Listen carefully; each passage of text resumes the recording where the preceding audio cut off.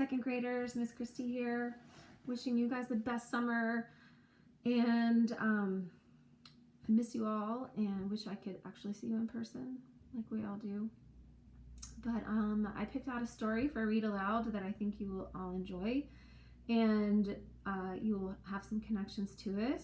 My son just got this a couple weeks ago, and I don't know if you read it in your class. I hope not. But it is called When Sue Found Sue.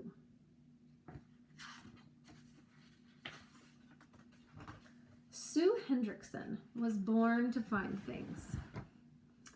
Missing trinkets, prehistoric butterflies, sunken ships, even buried dinosaurs. It's kind of a cool page. If it was lost, Sue's curiosity led her on a hunt to find it. Sue began searching for lost treasure when she was mighty small. She was born shy and incredibly smart. Treasure hunting was the perfect job for a shy girl. When she was young, Sue would walk alone through the alley behind her home in Munster, Indiana, with her head down. She was on a mission to find things, and she often did. Like the little brass perfume bottle she's never lost.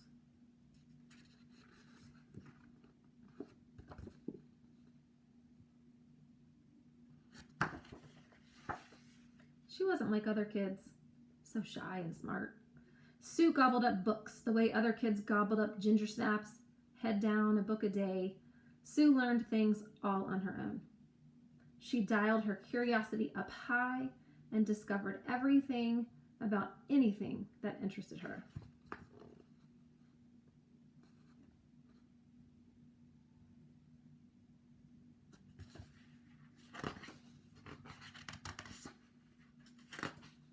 Sue's curiosity led her to visit the Field Museum of Natural History in Chicago. She loved to view the endless supply of treasures that other hunters, maybe shy outsiders themselves, had already found. Sue couldn't wait to grow up and search the wide world for hidden treasure on her own.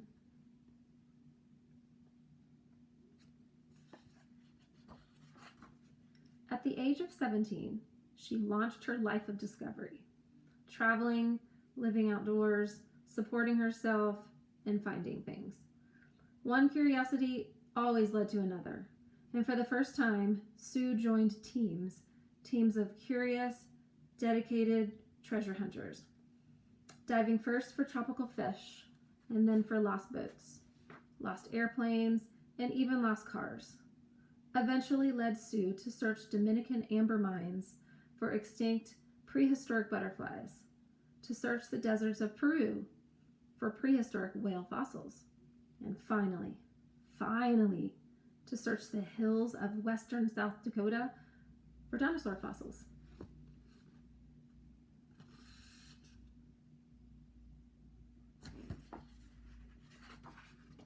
For 4 long, hot, dusty summers, Sue dug for duck-billed dino fossils, taking down the big rocks with a shovel and pick, then freeing the bones, first with a rock hammer, then with a digging knife, then with an X-Acto knife and a tiny pick, and finally dusting the area with a paintbrush to remove all traces of rock from the bone.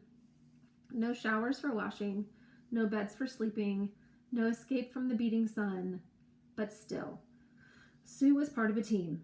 She loved the work, the discovery, and the chance to be curious and find things.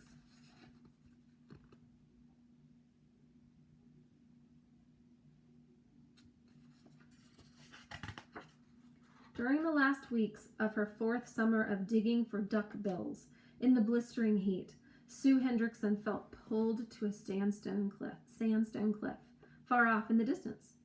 She couldn't say why then, and she can't say why even now, but she was called to that cliff.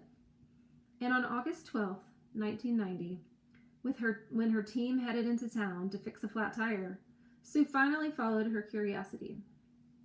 She and her golden retriever, Gypsy, left camp alone that morning in a dense, misty fog. So unusual in the hot, dry plains, they hiked for 4 hours across 7 miles of rugged prairie land before they finally reached the rock face Sue had been so curious about.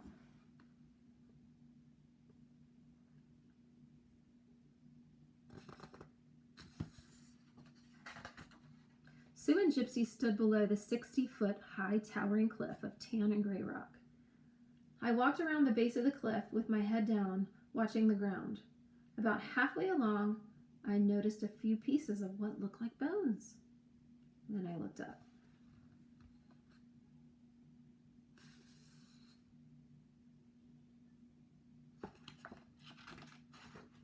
Sue stared up at 3 enormous backbones protruding from the cliff. 8 feet above her, she felt a thrill run through her. Could it be? It was hard to believe, but Sue knew by their incredible size what those fossils must be. Guess what? A Tyrannosaurus Rex. I could see them quite clearly in the sunlight, as though waiting patiently for someone to find them. Once again, Sue Hendrickson did what a shy outsider girl had trained herself to do so well. She found them.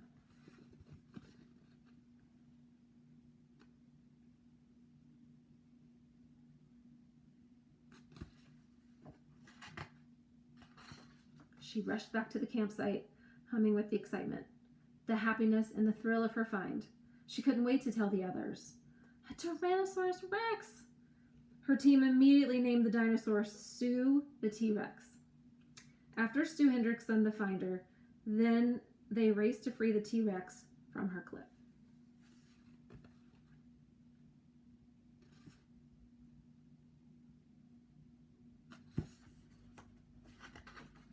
But releasing 300 T-Rex bones in 115-degree heat under the sweltering sun without damaging the bones was neither quick nor easy. For 5 days, Sue and the team worked from sunrise to sunset, breaking rocks with picks and digging with shovels to remove nearly 30 feet of sandstone and hard soil. Oh, sorry.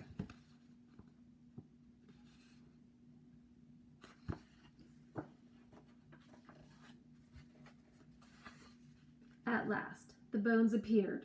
So many of them. The team mapped the location of each with drawings and photographs, finally with knives and then with brushes and smaller tools. Sue and the team removed and numbered every bone, recording them in a notebook. Nearly 3 weeks later, trucks bounced all of 150 miles to deliver all those bones to the Black Hills Institute. Sue the T-Rex was finally free, thanks to Sue Hendrickson, who was born to find things. It's the magic page.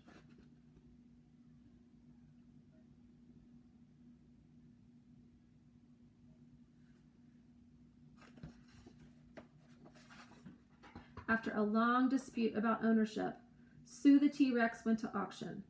And who won the auction? None other than the Field Museum. The very same museum Sue Hendrickson loved to visit so often as a young girl.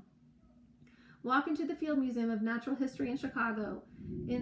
Inside, Sue the T-Rex towers over you. She's the world's largest, most complete, best preserved Tyrannosaurus Rex fossil discovered so far.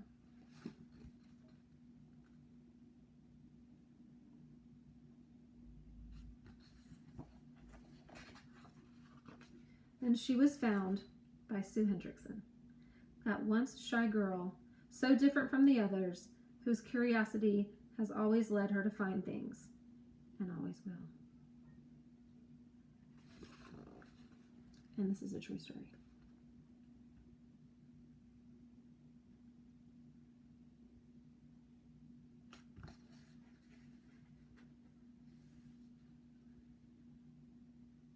Sorry, I was looking at the author's note because it's a true story. I'll read a little bit of the author's note at the end.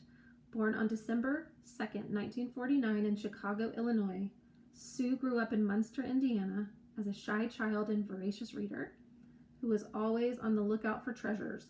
She is best known as the woman who found Sue the T-Rex.